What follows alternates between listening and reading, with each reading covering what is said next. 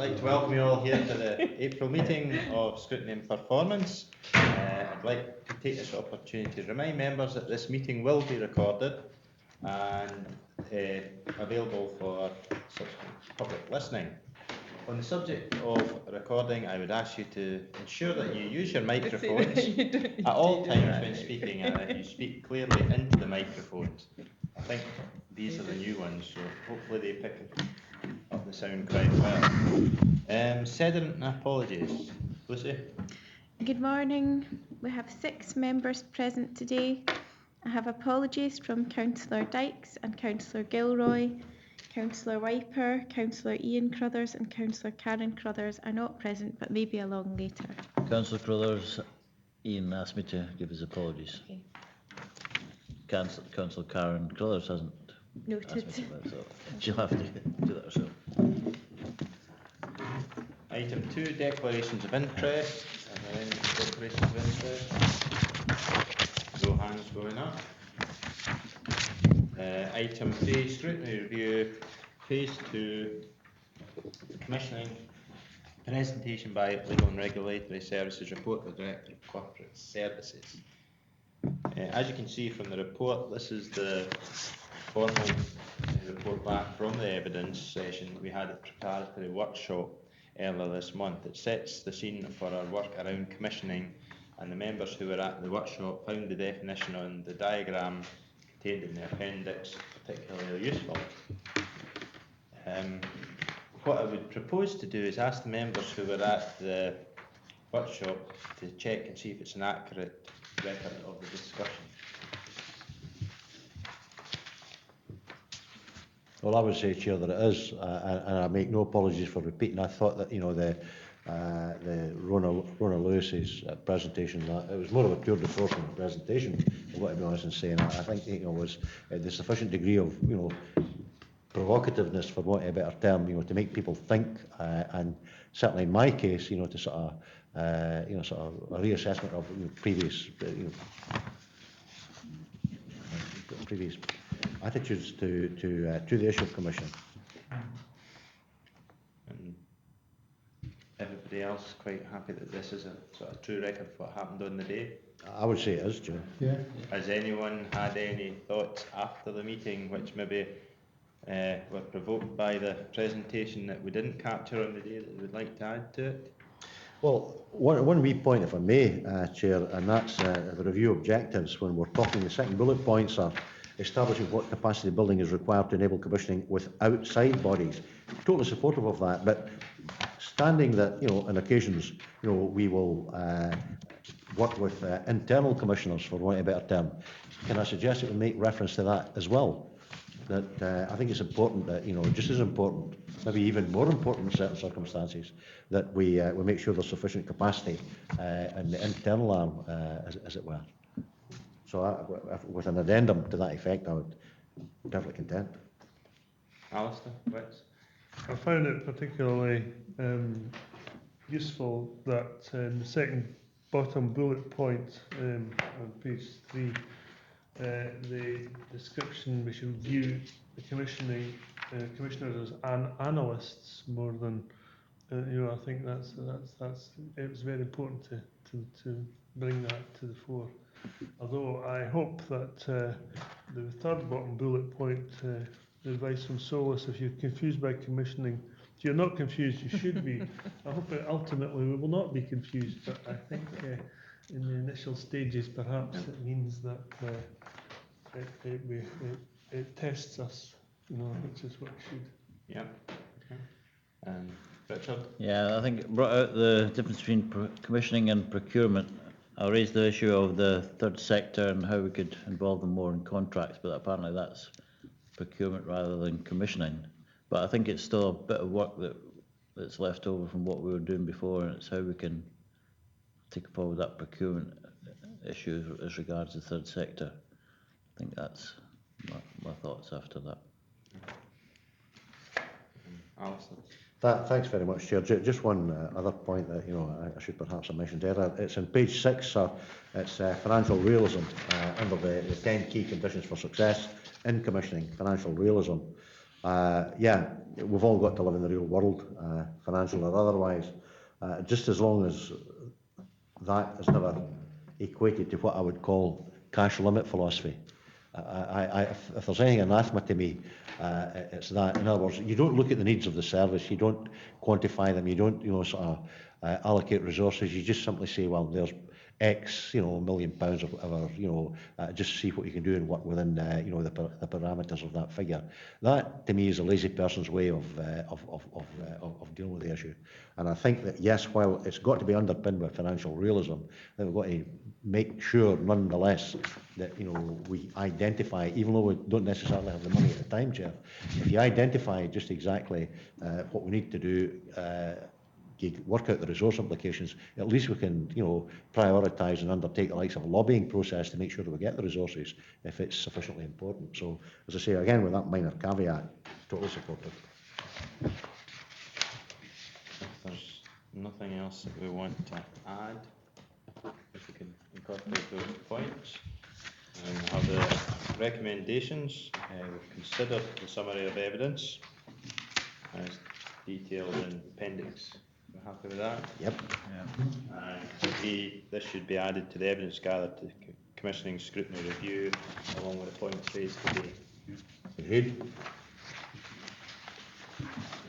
Move on to item 4, scrutiny review and phase 2 commissioning actions and next steps. During the workshop, we identified a number of people and organisations that we would like to speak to during the review process. And as can be seen in the appendix, invitations have been sent out. I don't think anyone was able to turn up today, but we have had some positive responses, and I'll try and get them. Scottish Government Commissioning Team, they have confirmed someone will attend in June. Have we a name yet or not? We don't have a name yet. Right. Sorry. Scottish Government Joint Improvement Team Health and Social Care, Christina Naismith, National Programme Manager, Strategic Commissioning and Joint Improvement Team Partnership Lead, is hopefully coming in June.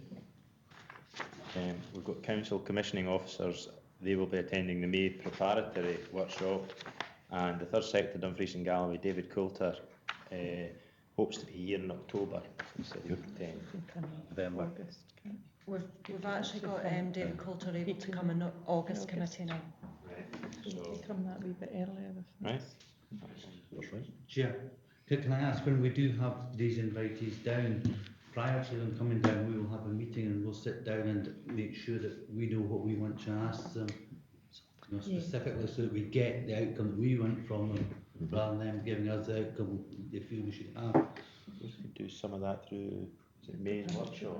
Absolutely, Prepare them for that. that's the role of the preparatory workshop. Basically. I think, if I may, Chair, I think that, the model I think that I understand we've already adopted is the right model, because going over these papers, on the back of the workshop that we had just recently is very, very helpful indeed. That, you're in the informal setting of the workshop, and then you see it formalised in relation to the reports before committee today. I think that is the correct modus operandi, for want of a better term. I think it allows us a wee bit more free speech out with the committee setting to Yes. ask the sort of questions we want to, and then frame them properly as they come forward. We're waiting responses from Solace, the suggested best practice councils, and there may of course be other people that we agree to interview during the course of the review. In the meantime, do members have any comments or other suggestions for evidence sessions over the coming months?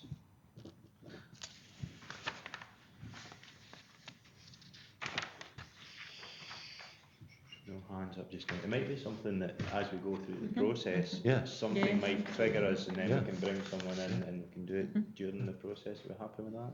Yes, indeed.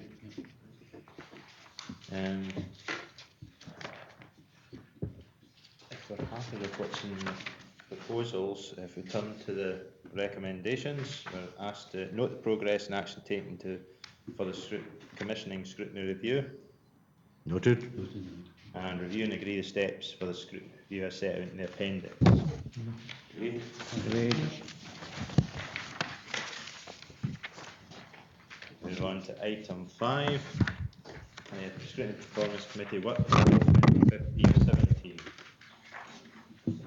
The purpose of this report is to agree scopes for the scrutiny reviews for the committee that we've agreed is the work programme. These were discussed at the workshop, and you'll see that the overall programme will see us conducting 2, possibly maximum 3 reviews at any one time over the coming 2 years. I think we found that any more than that was sort of lose a wee bit of focus. To take consideration today, I propose that we deal with them one by one, then at the end consider visit arrangements for the first 3 over the coming months.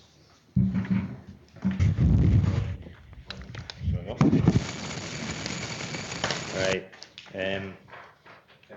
We have the first one, which is a review on access to services in public buildings.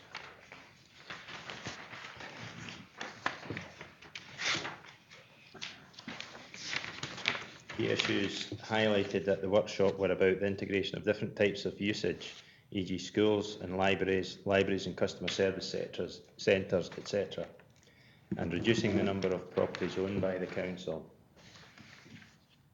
Do members have any amendments or questions?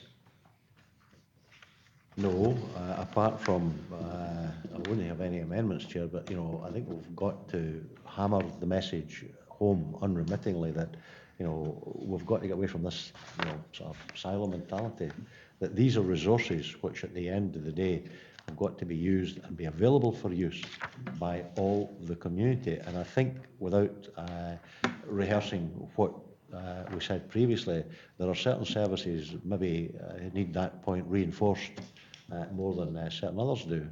And it goes back to the comment I made earlier on in the week about, you know, sort of CCS committees, and we're talking about, I think it was 20% of council employees don't know or don't understand or have not been discussed with, you know, as to how their job relates, you know, to sort of single outcome agreements and council priorities, etc.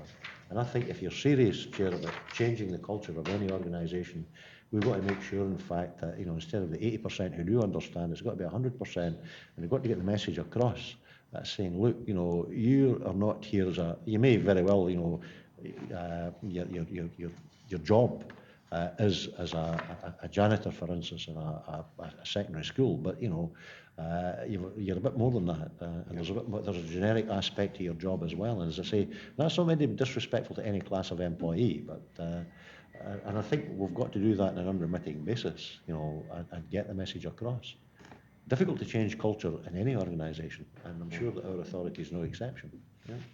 I think just following on a wee bit from Alistair, I think there seems to be certain departments and certain places where they regard themselves as a sort of fiefdom, you know, and you shall not. This is my fiefdom here, and you will not use it mentality, which is, I think we have to get rid of really. Because if you want me to do it, I mean, I'll be quite happy to do it. I think education has been one of the worst offenders of the whole lot. You know, the fiefdom of schools. I'm quite happy to see it. Alistair's smiling. I was trying to be a bit more circumspect, Chair, no question than that. I'll leave it at that. Right, Councillor Ritz. Another point on that, Chair. Yes, absolutely signed up to allowing public access to the buildings. I think the last part on page 15, the word effectiveness is what I would hone in on. I'm thinking in terms of sometimes the access to a public building would bring together people who are there for very different purposes, and there can be a conflict of interests. And I'm thinking of, for example, just along the road here, I think they've done it right now, but the Ewart Library, its initial function was as a library, but it was being used as an inquiry desk for, and sometimes I think they've separated out the two functions, which are very different, like somebody coming in quickly to get a library would change to somebody else wanting to have a long and complicated discussion about something, and that can cause difficulties. Yeah. So I think they're working on that, so I'm not quite sure how we could phrase that, but I think the word effectiveness is probably picking up. It's a good example of that down in Stranraer, where they've got it set up well, I think. Remember they put in the sort of library and they put in the customer services, and they're able to sort of split them off if you're needing a booth to discuss something. I think that was put in, they were working on it at the time, and I can't remember exactly if it's finished or not yet. Well, I would have to say, Chair, that the proposals, were extremely contentious, but, credit where credit's due, as far as I'm concerned anyway, that I go in there reasonably frequently, and I was in just a week, 10 days ago, and I personally, from what I've seen, I would suggest that, in terms of sort of integration, etc., that is a success. We've still to get a further report back to the Local Area Committee about the financial implications of it, which is maybe, well, that's another issue. But I think the integration and, sort of, again, you're creating a class of employee, who are much more generic than was previously the case, if my understanding is correct, anyway. Councillor Woods. Yeah, just taking the due process forward, are you going to have the contributors presenting first, or are you going to do the visits first? Personally speaking, I would prefer the visits first before we have the contributors, so that I have a better understanding of what's happening out in the other areas, and then I can hear the issues that are coming in from the various contributors. If that. Yeah, I mean, when we get on just a wee bit later on to the programme for the locality visits, the idea is that you'll have a sort of a briefing at the start of that, but the evidence sessions, when you're getting into the detail, will indeed be after your visits. With that, are we quite content with Appendix 1? Move on to Appendix 2, which is the Town and Village Improvements. Are there any questions with regard to that one?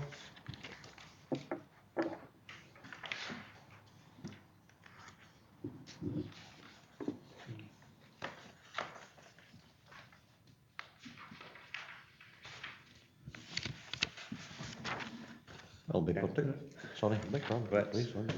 Just, I think the comment I made last time, Chair, that one size does not fit all. The villages are very much, they're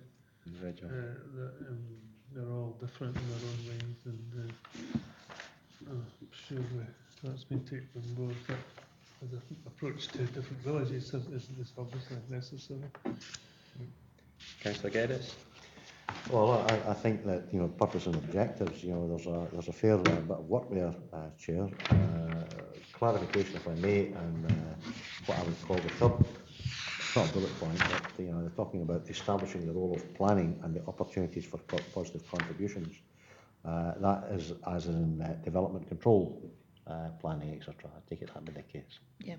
Yeah. I think that was an issue that was added in after the workshop, because Jason had particularly had answered a question about the fact that, where does planning fit in, particularly into the shopfront improvement scheme?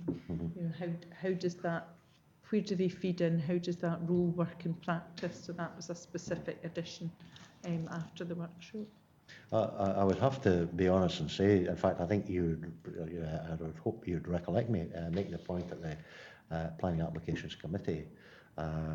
I remember several years ago, a number of us listened in the council hall to Jim McKinnon when he was the chief planner of Scotland, and it was absolutely superb. You're thinking, here's a guy who is clearly and succinctly articulating the function and the role of planners. And what an important role that they have, and it was really enthusing. But the tragedy, as far as I'm concerned, is that I suspect that nobody really went and told the development control people. And I have said, and I'm not being critical for the sake of being critical, but I mean, I said in that particular meeting of the Planning Applications Committee 2 or 3 months ago that maybe the council should look seriously and meaningfully about conducting an independent and radical review of the way that particular function operates in Dumfries and Galloway. I've heard it from colleagues further east, And my comment was that I'm sure if that were to be done, there'd be no shortage of volunteers coming forward from Mid-Galloway to give their, to give their assessment and their input into the process. And as I say, I think it's when you hear the likes of it's all down, Chair, to ultimately can-do attitude. Yeah. What's our function? What's our role? We're facilitators. We're enablers. And we have a fundamentally important and a crucially important role to play. And sometimes, regrettably, I feel that is not. It's not always recognised. If it's recognised, it's not always taken forward. Yeah. And that, as I say, is not meant to be unkind to any professionals. To come back on the back of that, I also think there's a problem and an issue with the interpretation of planning. We need to get continuity, and that's maybe an area, one of the reviews that we need to do is planning itself, because there is no continuity throughout the whole of the planning system. I have many a time had got situations where a planning officer will go off a job, another one will take over, and the very changes that first one wanted for the house is not the changes that the next planning officer wants for that particular house or building. So we do need to look at how we can open that up a bit further and make it, a bit more agreeable and acceptable to the public. But anyway, I'm digressing. I think with your leave, Chair, I think it's an important point. But let's be honest about it. You'll get people, who put forward proposals, and I'd like to think, the overall majority of cases, they don't find favour for perfectly legitimate reasons. So therefore, you've got an aggrieved party with a skewed attitude towards the function, the role, and the effectiveness of planning. I mean, don't let's delude ourselves. But I think, in certain instances, there have been justifiable causes for complaint on occasions. That I'll put it no higher than that at this stage. Right.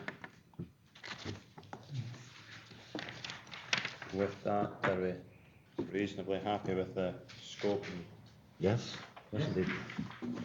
If we move on to Appendix 3, public involvement. I think specific issues here are about the different ways that we engage with people. Sometimes it's ongoing and sometimes it's ad hoc, and we want to look at both. And also we want this to complement the service review of community empowerment. I think, Chair, that is a biggie, because I've got to be honest and say that regrettably, and on a number of occasions in the past, I'm sure we can all say the same in relation to our respective wards. The council has not exactly covered itself in glory, as it were, in the way it's consulted with people or put itself out, as it were, to get people's views and proposals. I mean, well, you and I discussed comparatively recently the issue of DG First's, way forward in affecting savings for this financial year. Yeah. Now, there was no consultation took place whatsoever. A meaningful consultation, in my view, took place whatsoever. Last year, grass cutting issues, Wigan Area Committee took a decision that they would put their hand in their pocket, to increase the frequency of grass cutting. Now, we were not given that opportunity this year in relation to converting certain, shrub and planted areas into space to grassed areas. And we've now, as I say, I'm going to a community council meeting on Monday night where this will be on the agenda. It was on the agenda at Cree Valley earlier in the week, and that should really have been, if you're serious, Chair, about consultation, these sort of approaches should be made much earlier to communities, and to genuinely ask, to listen and to act upon the views that they come forward with. Mm-hmm. I know one happened in my ward. It was a different department where it was cycle improvement, and it was something we've been trying for a while. I took it that it had been consulted on, and the officer said, would you give us a sort of commendation so we can go to the funders? So I did, and then the work started the following weekend and all hell broke loose. No consultation, we weren't told about this from the residents, so it was, now we're in trouble. But the excuse given was, well, it wasn't too much of a change, but there was a change. And well, I mean, you see it also, Chair, when you're talking about the likes of, sort of footpaths and sustrans stuff, we lost a good project, or we appear to have lost a good project in Mid-Galloway, where, we never contacted the relevant landowners right at the off, got them signed up, to agree. One of the landowners didn't like the way he'd been treated by planning, I've got to be honest and say, took the straw, if I can put it that way, and said, well, I'm not prepared to play ball, so, if we'd had the agreement or the proper agreement reached at the appropriate time, i.e. right at the start of the process, that wouldn't have been capable of happening. Yeah. And that, I mean, what's even more galling in that one is that, I and the community council in question certainly had made that point to the council officer concerned right at the start and said, look, you're heading off down the road making application for funding for this. You haven't tied up the landowners and got their consent. But pressed on regardless and ultimately blew up. Now, that, as far as I'm concerned, is an example, of inadequate, consultation, or no consultation at all. But yet, to try to redress the balance, I know this is strategic. There was a consultative process took place about, play area at Wigtown, and it was, again involving DG first. The process was first rate. The community were adequately and properly consulted, as was the community council. People engaged with it, and to me, it was something almost of a template for future good practice. So we can get it right on occasions, but unfortunately, we tend only to hear about the occasions where we don't get it right. Yeah. Councillor Wood. The other slightly involving as well is, we get the weekly planning list coming out, and well, I've got a village in my patch where it's posted onto the notice board, sent to the community council, posted on the notice board and all the rest of it. And then, of course, the proverbial hits the fan about 2 days before representations are supposed to be in. Oh, we didn't know anything about this. Where the community council had actually called a meeting, a public meeting to discuss the matter before representations were put in. How many people turned up to it? None. But then the proverbial hit the fan. We didn't know anything about this. Well, what are you supposed to do? Actually take them by the hand to the water trough and make them drink it. What's the old Scotch saying, Chair, is it? Lord, I didn't ken, will ye ken now? You can do. Andrew. Under the heading contributors, should we not have a youth strategy? Make some reference to engaging with young people if we're serious about bringing them on board. And I know you have got minority groups, but it'd be quite good to have that broken down so we know exactly what minority groups we're talking about. Oh, that's fine. So we don't miss out the likes of people with disabilities, etc. I get, sorry.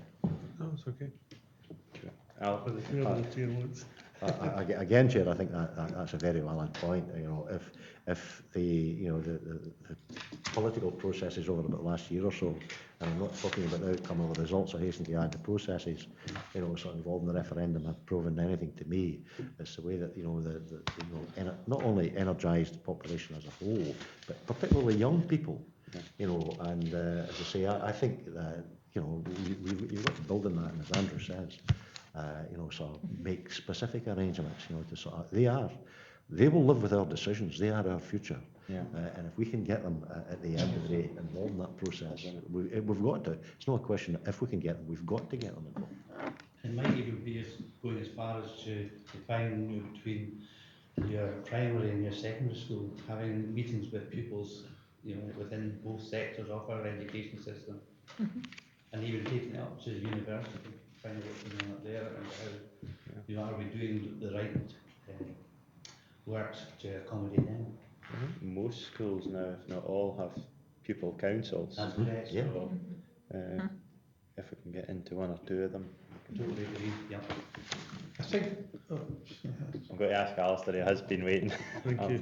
Consider the effectiveness of the council's current public involvement arrangements with one of the specific objectives listed. You'll recall this flood prevention scheme in the White Sands that caused some Close your ears, controversy.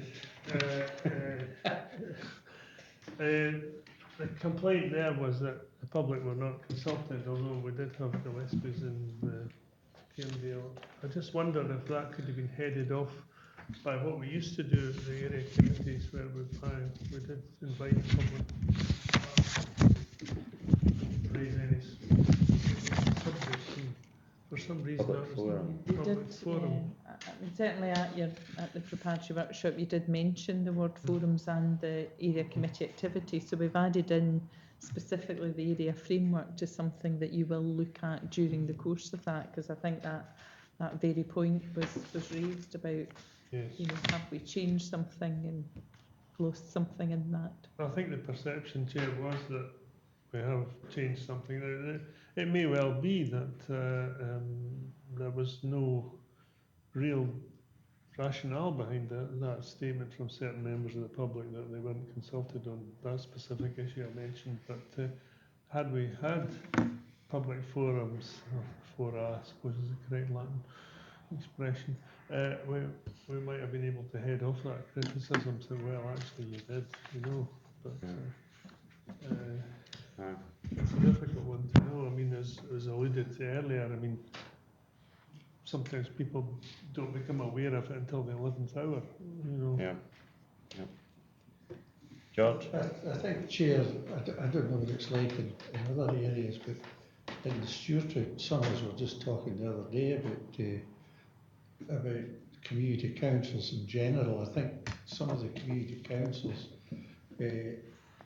are struggling with their workloads, and some of them are, you know, they're just a wee bit dodgy, and I think we're finding that quite general in the Stewartry, that people, you know, that what we're putting on them is a fairly onerous task, you know, consultations and all the rest of it. There's one area, the like of our, which covers Spring Home, Crockett Ford and the half of our, they've no community council.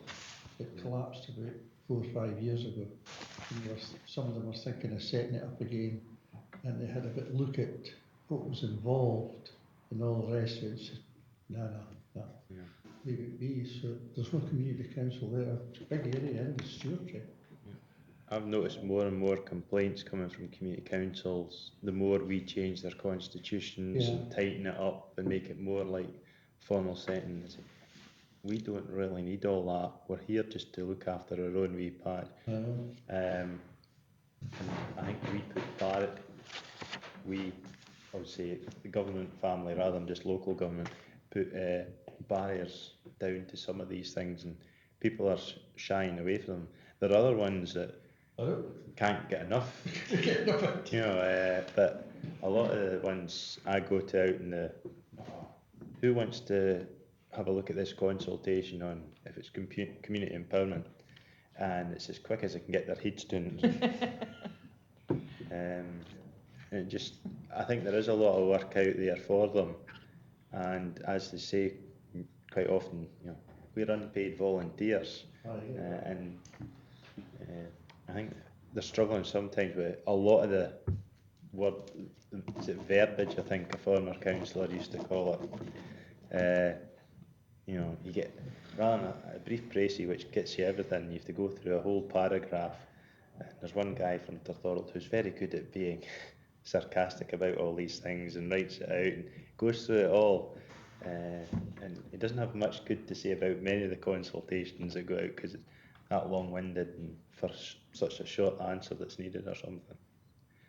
Alistair? I think though, if you go back, Chair, to the establishment of community councils on the back of the Wheatley reorganisation of local government in 1975, it's really not all that surprising because, you know, there was no proper consideration or structured approach, in my view, given to the establishment of community councils. Community councils were put in there as a panic measure about a minute to midnight. They realised, for instance, in a Wigtonshire context, that the old Wigtonshire County Council was going, as were the town councils of Stranraer, Newton Stewart, Whithorn and Wigtown, and the functions would be split between Dumfries and Galloway Regional Council and Wigan District Council. And all of a sudden, gosh, there's not going to be MD, you know, sort of there, you know, to sort of represent the community. And this all of a sudden was just, it was hit upon, was pushed through as far as I'm concerned, without due and proper consideration.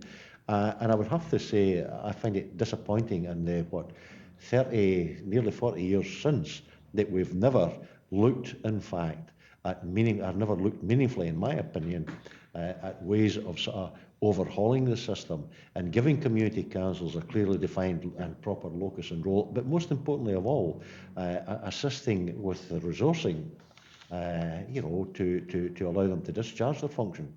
I mean, there was a proposal several years ago of trying to get communities to take over, for instance, the likes of upkeep and maintenance. I can't remember what it was specifically called, but upkeep and maintenance of open spaces, etc. And it was a Scottish Government proposal. And I remember one community in Mid-Galloway, arguably at that time one of the most dynamic, vibrant communities in anywhere in the country. It won a raft of awards for its functioning, etc. And even they wouldn't touch it. They felt that it was too much of a palm off. And I think that, we've really got to get back. There is an issue of volunteer fatigue. Yeah. It's the same body of hardy souls that turn out time after time, night after night. And, I don't think, quite frankly, that we always value them the way that we should do. And more importantly, let them know that we value them. And I think, if we had a radical reappraisal of their function and their role and their importance, and that they could see their importance, that would be a step in the right direction. Although I think many are working to their own personal agenda. Sorry? Many are working to their own personal agenda. Well, that's not necessarily a bad thing, Chair, as far as I'm concerned, as long as they're transparent about it, and that people know. I wouldn't expect the folk. I mean, you've heard me say it previously, in the days before we did planning in a different fashion.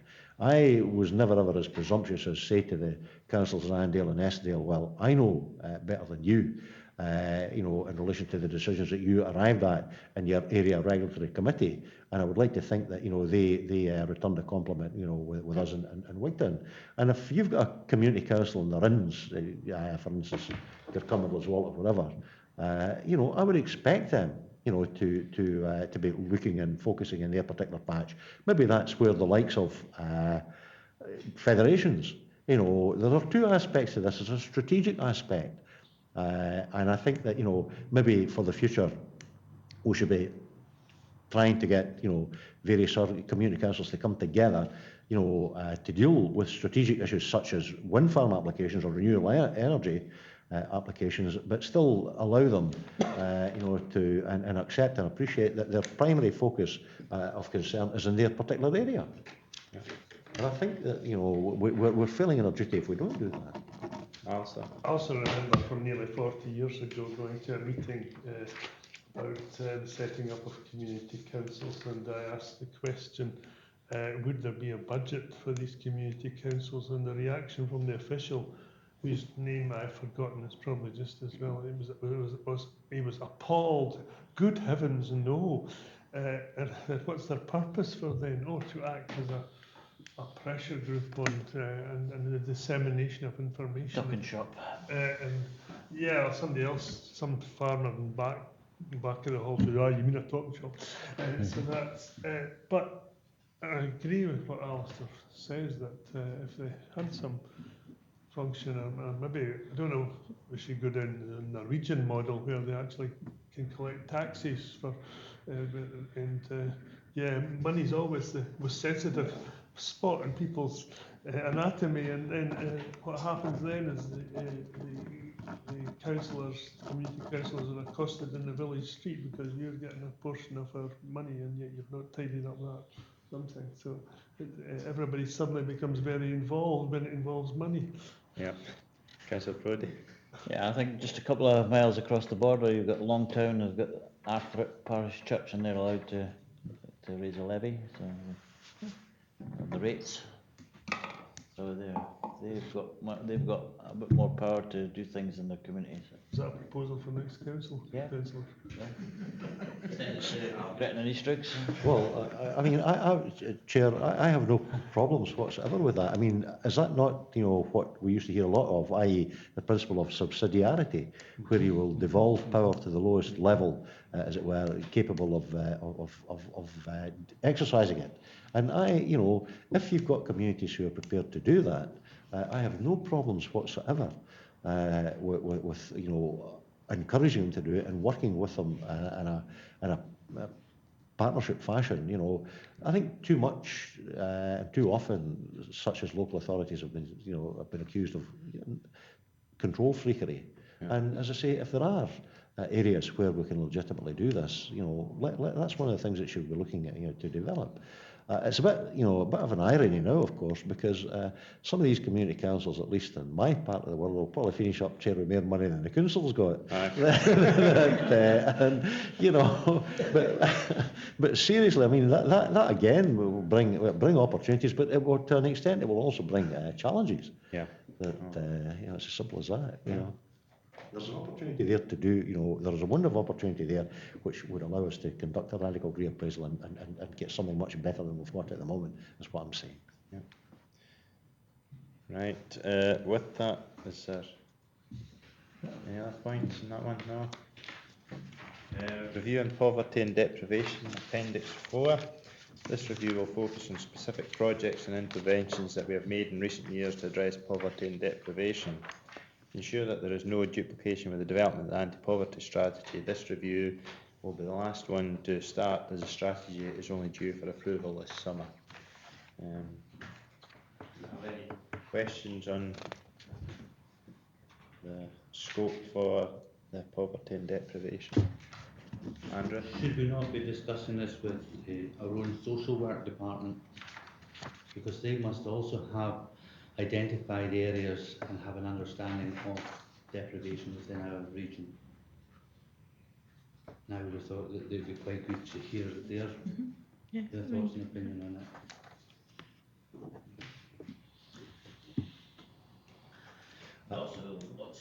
There's quite a lot of food banks now in the area, and we could work with churches and the groups which are I've certainly seen that community and business groups in all the localities will, I'm sure, as you say, very active in that. So yes, so part of that.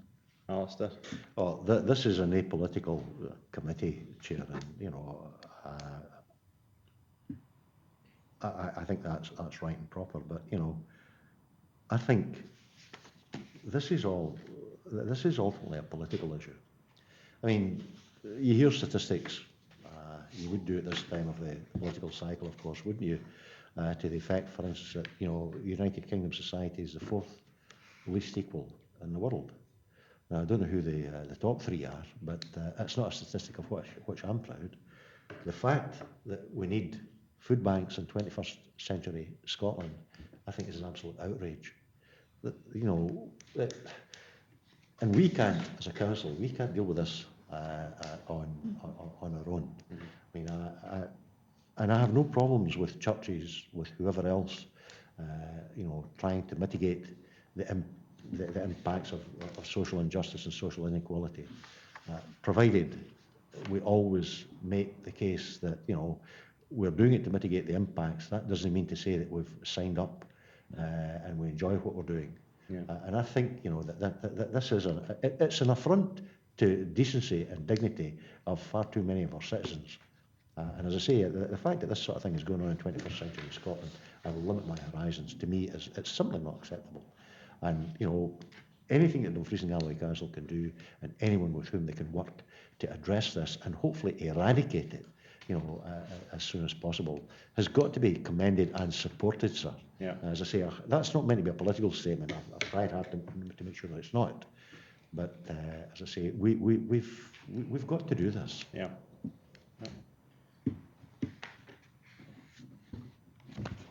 So, are we happy with the sort of review scope, and that may develop as we actually go through the process for... I find it acceptable, sir, but it's sad, as far as I'm concerned, that it's necessary. Yeah. Right.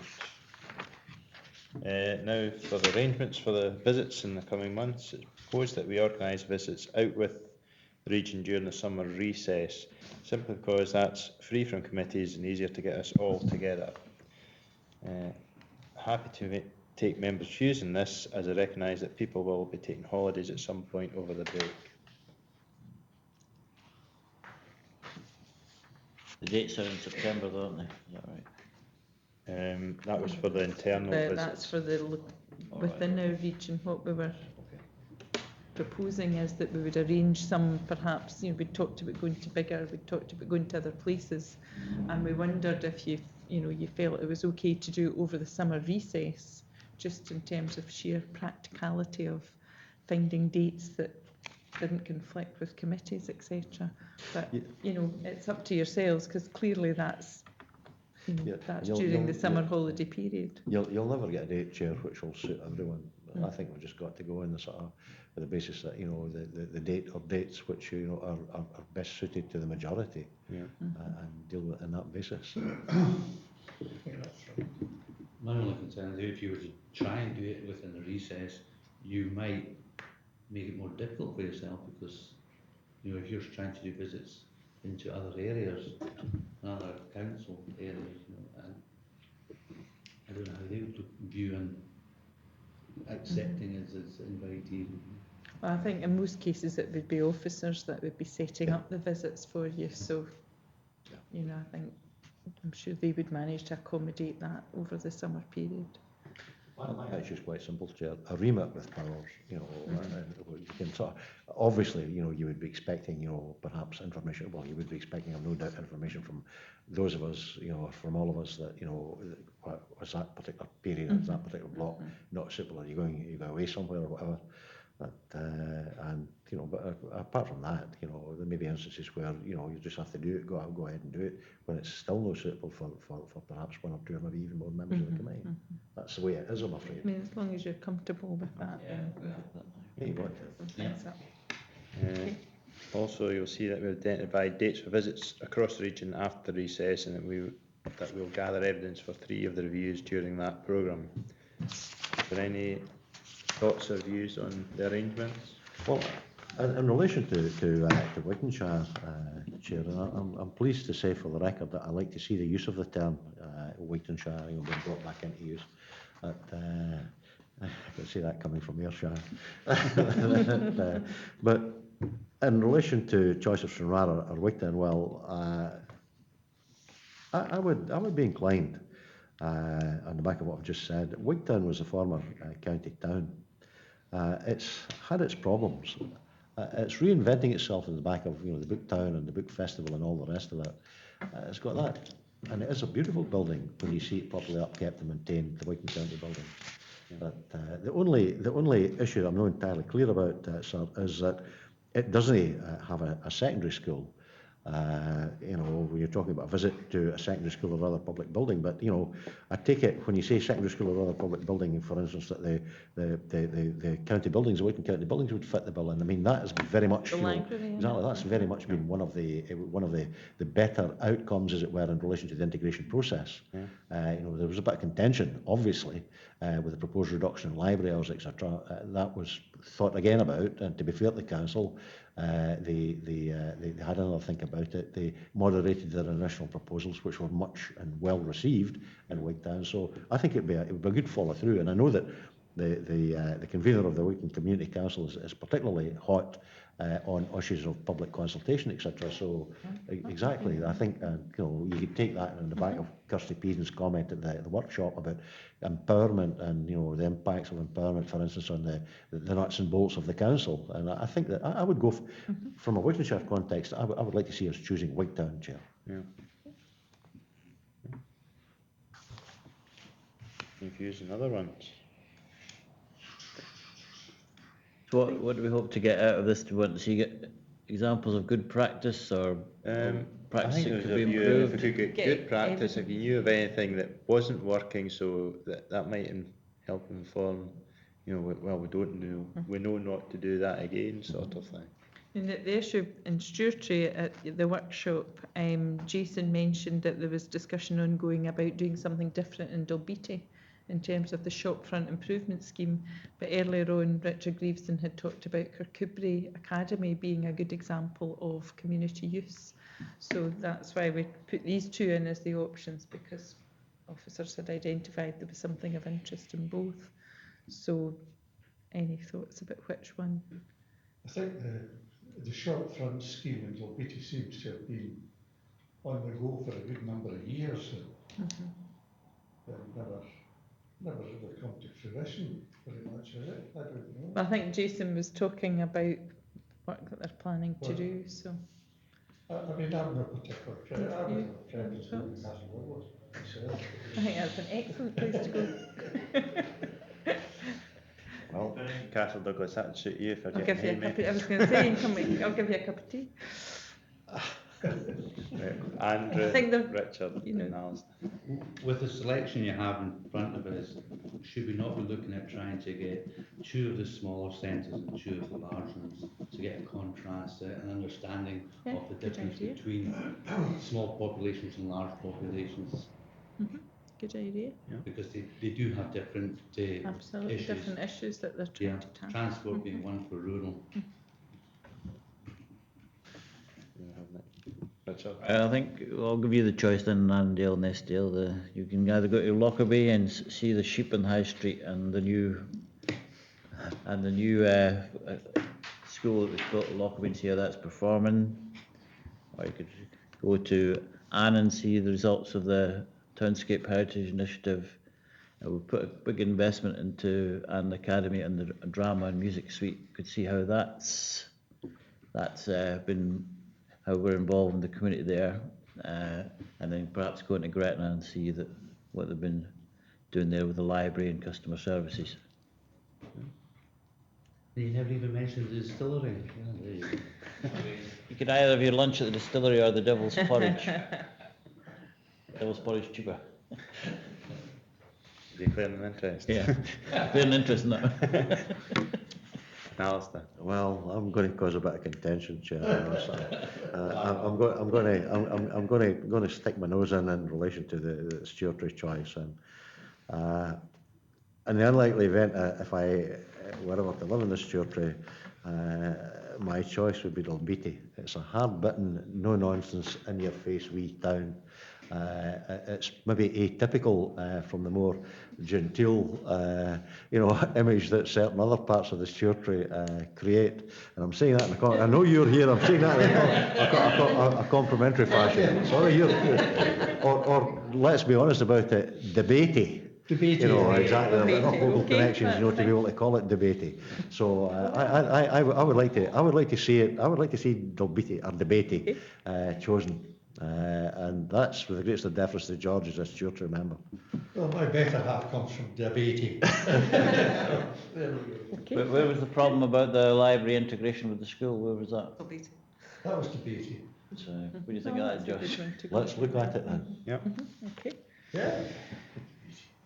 Well, don't tell Mrs. Prentice. With regard to Annandale and Nestdale, are we keen on Lockerbie or the Anne and Gretna option? Guided by Richard. Well, I know more about Anne and Gretna. I could, but whether I want to know about Lockerbie, I don't know. Now we know, Chair, why Try Anne certain and colleagues Gretna. never appeared Anne and today. Gretna. We'll go for Anne and Gretna, okay? Anne and Gretna. Okay. Yeah, it's only 20 minutes away. Are we coming to your rate then? Fries or You fancy going to the mines at Kirkconnell, aye? Well, if I go with Mick Romney, Chair, You do the wall, you start at Thornhill. Chair, what was on offer by, was it Dumfries or Kirkconnell? Again, it was perhaps areas where, like the customer service centre would be some that developing, I think that was with the health centre, is that right? That there was the model there, so that was just to see, but clearly in terms of Dumfries, if you're looking at town regeneration schemes, clearly there's a lot to look at in Dumfries Well, in terms of how that. much time have we got? I think maybe Kirkconnell in that case. Well, your No, point, I suppose, seriously, maybe about seriously, rurality. I mean, clearly rurality, there's a Yeah. there's a greater debate if you go Did to you not get Kirkconnell. that from Wigton? Yes, So that's been covered then? So I think Kirkconnell's a different sort of area from Wigtown, I think, isn't it? I think we spend a lot of time in Dumfries as it is. before you come to that, off you think, come to it. It's the periphery of God's own country, George. Chair, can I just say, Yeah. at Kirkconnell, one of the other reasons was the full amount of the funding for derelict buildings was into one building in That's right. Kirkconnell. Right. That was one of the reasons that it was Yeah. possibly of interest on the town and village landscape side of things. But Dumfries surely has an awful lot to offer that we cannot miss. Well, we could spend another half a day here, couldn't we? Yeah. Why? Okay, I would do do that. both. Okay, Do that. Part of a meeting or workshop. We've done local visits. We go to recommendations now. We were asked to review and agree the scope for the scrutiny review and access to services in public buildings as set out in Appendix 1. Read it.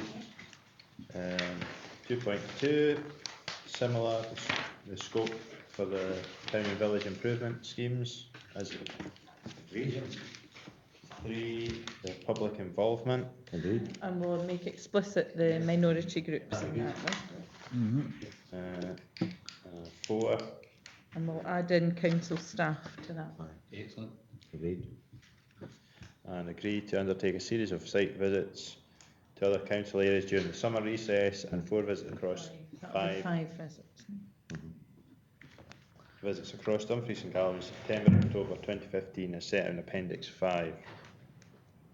Yep, agreed. And we have agreed to 5 towns. We would agree 8. 6 towns and 5 visits. 6 towns, 6 towns and Right. 5 visits if we're doing it Yeah. an and commitment. Will we have the tune born out when we go to debate?